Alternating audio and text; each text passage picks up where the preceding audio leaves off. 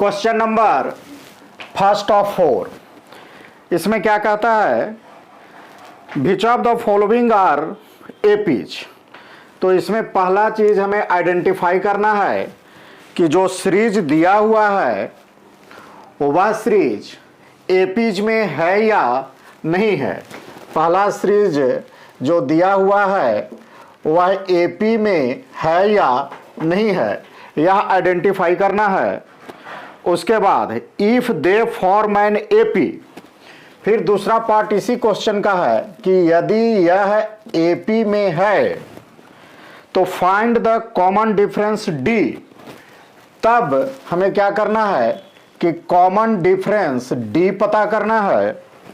और क्या कहता है, राइट 3 मोर टर्म्स, और 3 टर्म्स भी हमें और लिखना है। यानी एक ही क्वेश्चन में हमसे 5 सवाल कर लिया गया है। तो आइए एक एक करके देखते हैं। और यही एनसीईआरटी की खूबसूरती है कि लिखा हुआ कम रहता है लेकिन प्रैक्टिस करने के लिए या उस पर एक्सरसाइज ज़्यादा होता है। तो देखिए कितना छोटा सा क्वेश्चन है किंतु इसमें हमें कितने इंफॉर्मेशन डिराइव करना है। तो आइए एक एक करके देखते हैं solution.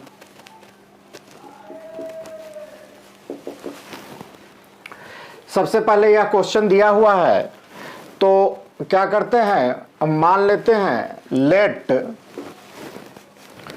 The first second third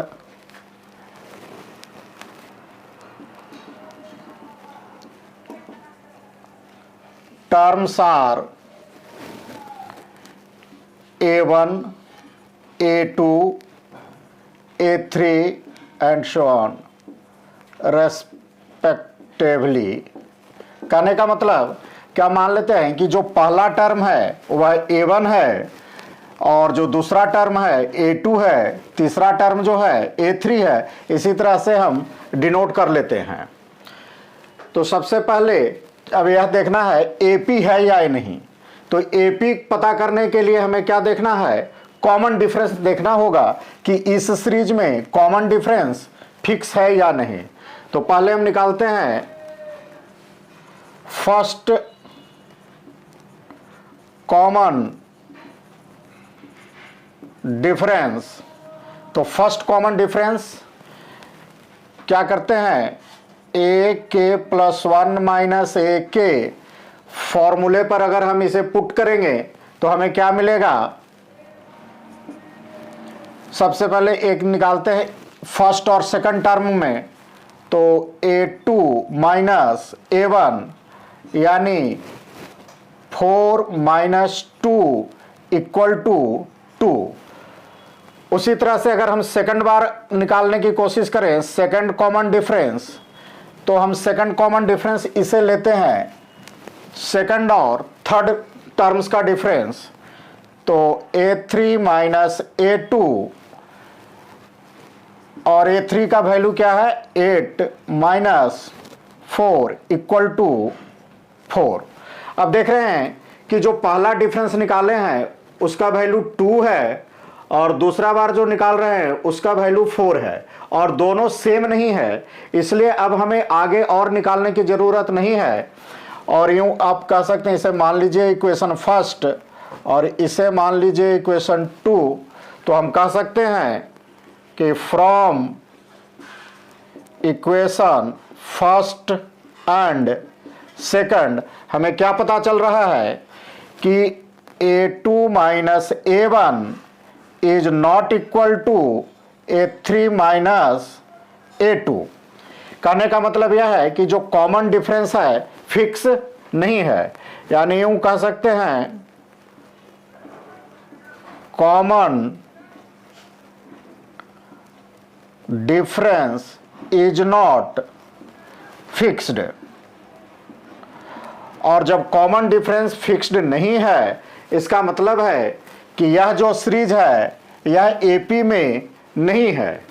यानी कह सकते हैं it does not form AP, और यदि सिंपली आंसर लिखना चाहेंगे तो लिखेंगे नो, क्योंकि हमें पता करना था कि एपीज में है या नहीं है।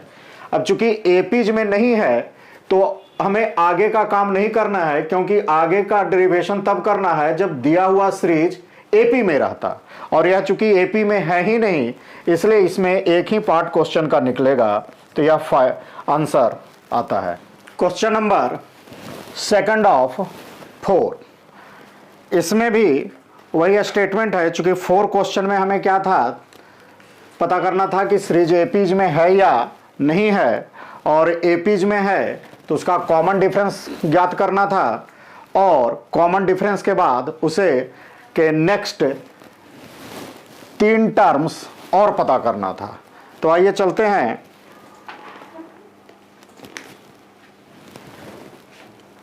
सॉल्यूशन में। Let first, second, third terms are A1, A2, A3 respectively। हमने मान लिया कि जो पहला टर्म है वो A1 है, दूसरा टर्म A2, तीसरा A3, चौथा A4, A5, इसी तरह से टर्म को हमने सपोज कर लिया है। तो आइए अब हम इसे कॉमन डिफरेंस निकालते हैं। फर्स्ट कॉमन डिफरेंस, तो कॉमन डिफरेंस का जनरल फॉर्म क्या है, ए के प्लस 1 माइनस ए के। और यहां पर देख रहे हैं तो हम पहले चलते हैं फर्स्ट और सेकंड टर्म को, यानी A2 माइनस A1, और A2 के जगह कितना है 5.2, 5/2 माइनस 2। 5/2 का मतलब कितना है 2.5 रुपया, और 2.5 रुपया में से 2 रुपया चला गया तो कितना बचा 50 पैसा, यानी हाफ। उसी तरह से दूसरी बार हम कॉमन डिफरेंस निकाल के देखते हैं। तो सपोज करिए सेकंड और थर्ड का निकालते हैं, तो A3 माइनस A2, और A3 का वैल्यू कितना है 3, और A2 का वैल्यू 5/2। इसका मतलब क्या है 3 रुपया में से 5/2 यानी 2.5 रुपया माइनस करना है, तो कितना बच जाएगा हमारा 50 पैसा, 1/2। एक और निकाल लेते हैं, थर्ड टाइम देखते हैं कॉमन डिफरेंस क्या आता है। तो थर्ड टाइम ये देखते हैं, तीसरे और चौथे टर्म का हम निकालते हैं। तो A4 माइनस A3, A4 का वैल्यू कितना है 7/2 माइनस 3। अब 7/2 का मतलब कितना है 3.5 रुपया, और 3 रुपया 3.5 रुपया में से 3 रुपया माइनस कर लें तो क्या बचेगा 50 पैसा, यानी हाँ 1/2। अब यहाँ पे हमने 3 बार निकाला, इसलिए निकाला क्योंकि चूंकि दोनों इक्वल आ गया था, तो ये चेक कर लिए कि आगे के स्टेप में तो डिफरेंस नहीं आ गया है, इसीलिए हमने 3 बार इसे निकाला। अब इस तीनों वैल्यू को हम ऐसे कर लेते हैं, इसे इक्वेशन 1, इक्वेशन 2 और इसे इक्वेशन 3 मान लेते हैं। तो हम देख रहे हैं from equation first, second and third से हमें क्या पता चल रहा है कि तीनों वैल्यू बराबर है। तीनों वैल्यू बराबर है यानी तीनों जगह पर जो कॉमन डिफरेंस आया है सेम है, यानी A2 minus A1 equal to A3 minus A2 equal to A4 minus A3। कहने का मतलब क्या है कि जो कॉमन डिफरेंस है वह फिक्स है, कॉमन डिफरेंस इज फिक्स्ड और सेम। और जब कॉमन डिफरेंस फिक्स हो किसी सीरीज में, तब वह सीरीज क्या होता है एपी में होता है।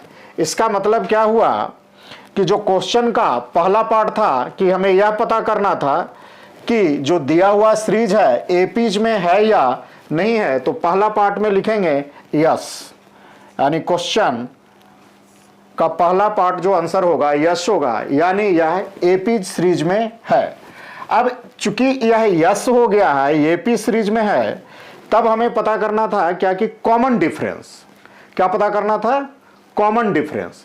तो जितना हमने तीनों इक्वेशन में जो वैल्यू निकाला है वो किसका है? कॉमन डिफरेंस का।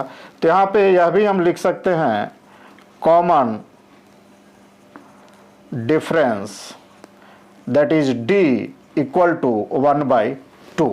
ये कहां से आया? जो इक्वेशन फर्स्ट सेकंड थर्ड है सभी में हमने कॉमन डिफरेंस ही निकाला है।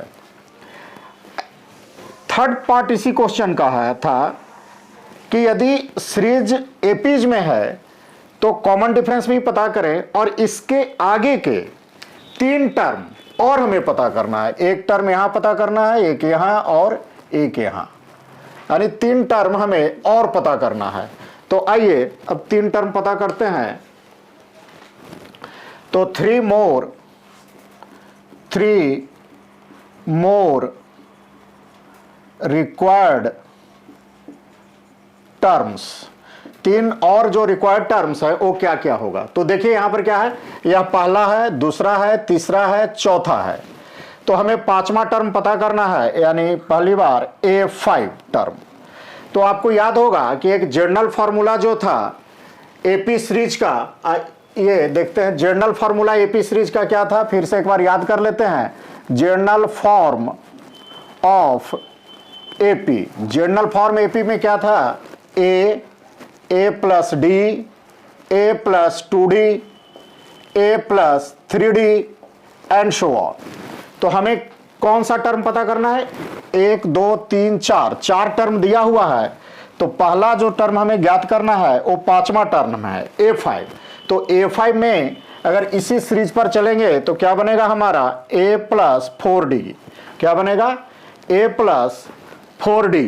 अब देखिए a का वैल्यू कितना है? चूंकि फर्स्ट टर्म हमारा यहां पर क्या है? 2 × 4 और d का वैल्यू हमने हाफ निकाल लिया है, तो हाफ 2 2 जा 4 यानी 4। तो हमारा एक आंसर आ गया। 5वां टर्म क्या हो गया? 4। उसी तरह से अब हमें नेक्स्ट निकालना है, तो A6 छठे टर्म। तो उसके लिए जनरल फॉर्म में क्या होगा? a प्लस 5d और a का वैल्यू कितना है? 2 प्लस 5 इंटू d का वैल्यू कॉमन डिफरेंस हाफ, यानी 5/2। 5/2 माने 2.5 रुपया, और 2.5 रुपया में 2 रुपया और जोड़ दीजिए तो कितना हो गया? 4.5 रुपया। और 4.5 रुपया को कैसे लिख सकते हैं? 9/2। इसी एक टर्म और हमें पता करना है A7, क्योंकि 3 टर्म हमें निकालना था। तो जनरल फॉर्म में क्या होगा? a प्लस 6d और a का वैल्यू कितना है? 2 प्लस 6 इंटू हाफ, 2 3 जा 6, 3 और 2 5, यानी यह 3 मोर टर्म्स हो गया। तो आपके पास यह आंसर और यह तीनों आंसर डिराइव हो जाता है। तो यहाँ पर ये जनरल फॉर्म भी आपको याद रखना है जो इंट्रोडक्शन के क्लास में बताया हुआ है।